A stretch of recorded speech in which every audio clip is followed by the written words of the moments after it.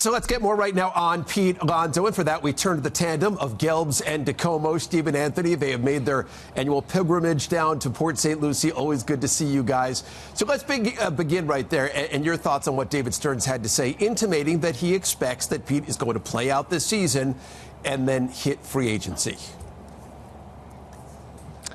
Yeah, Gary, I don't think Mets fans want to hear this, but if you've been paying attention, this shouldn't surprise you. I mean, this is not the first time that David Stearns has intimated, as you put it, that this would be the likeliest outcome. I think it was important that he came out on day one and said it as forcefully as he did, because the worst thing you want in a situation like this, if the intention is to let him play out this final year of his contract, is just let it linger and have questions continue to pop up and pop up and pop up.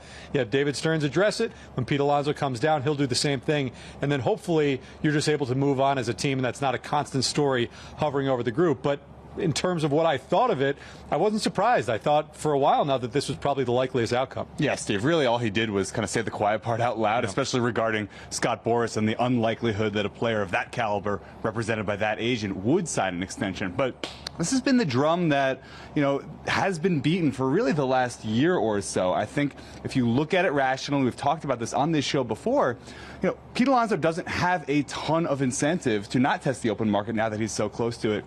And the Mets, conversely, don't have a ton of incentive to lock him up before then and risk that extra year, injury, whatever might happen. Because guess what? If they still want him in a year, they have Steve Cohen's money. They can outbid everyone. And at that point, if the player still wants to be here and the team still wants the player, he's going to be a Met long term. So not a lot of risk.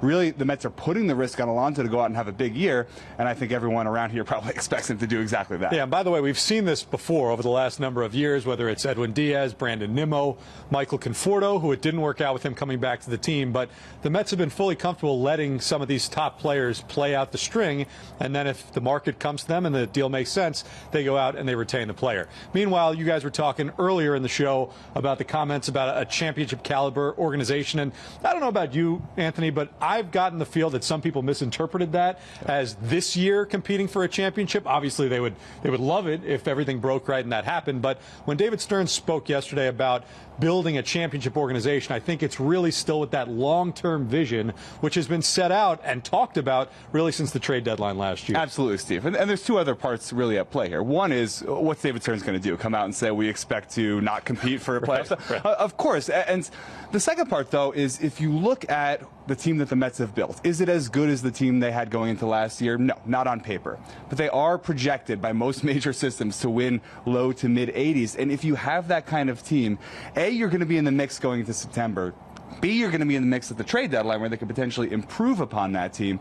And C, as the Diamondbacks and so many other teams have shown, if you just can sneak in, you do have a shot in this sport, in baseball, where there's so much randomness and so much luck involved, to win a championship. So are the Mets where they want to be yet? No, because they want to be that sustainable winner where you go into every spring training saying, okay, it's going to be playoffs for us. Really what we want to do is make a deep run. The Mets aren't at that point right now, but they could get lucky and do it.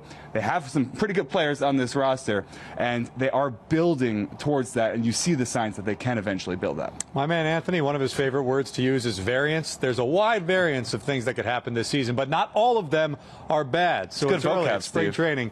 Keep the faith, Mets fans, at least at this point.